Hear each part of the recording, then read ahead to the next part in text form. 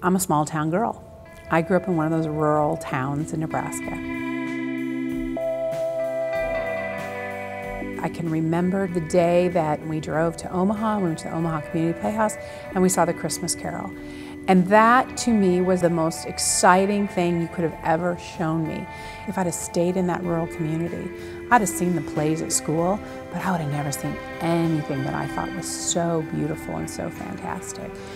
The impact is much greater when you get out into areas where there are less opportunities like this. I've been studying hope for a long time, but I've been learning more and more about hope through interacting with my son, Parrish.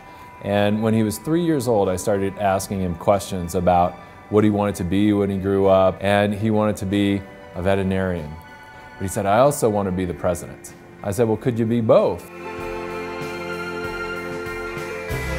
What do you want to be when you grow up? Which one? An astronaut? So we thought, what if we get children to try on these different roles that would be the good job roles of the future?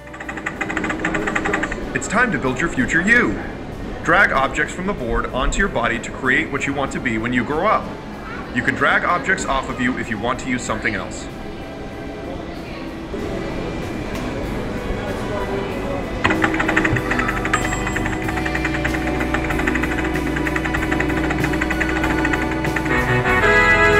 Incredible!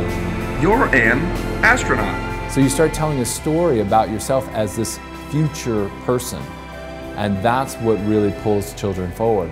And then you get to share that story all on one page with a caring adult, and that opens up this whole conversation. Fantastic Future Me was a terrific beginning because it starts with the idea of hope, and then we interjected the idea of dreaming and saving. As a matter of fact, when a child creates their avatar, they take a photograph. The photograph gets emailed home, and we continue with that message with the families who read the emails, encouraging them to think about saving for higher education so their child's dreams can be fulfilled.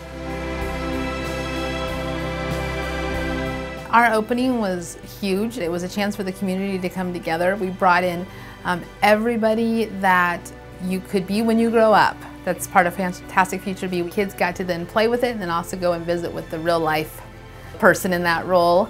I do think we have people who are planning for their children's future. They were telling their kids they were going to go to college, but wasn't thinking about how they were going to get to college. That kind of put the whole package together, having Fantastic Future Me and Nest saying this is how it all has to come together, that hope piece of getting your kids where they want to go. I've been to the openings of several of these across the state. The most recent one was in Kearney, and they had a great crowd. We got a picture of me with the 4 grandkids in front of the Fantastic Future Me. But they had a lot of fun, and I think it was a good way for them to start thinking about what they'd like to be in the future.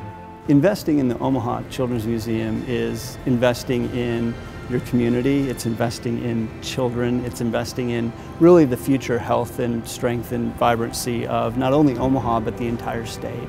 I mean, at the end of the day, learning through play is a fundamental developmental trait for kids. And the museum gives children a great forum and a great environment in which they can do that.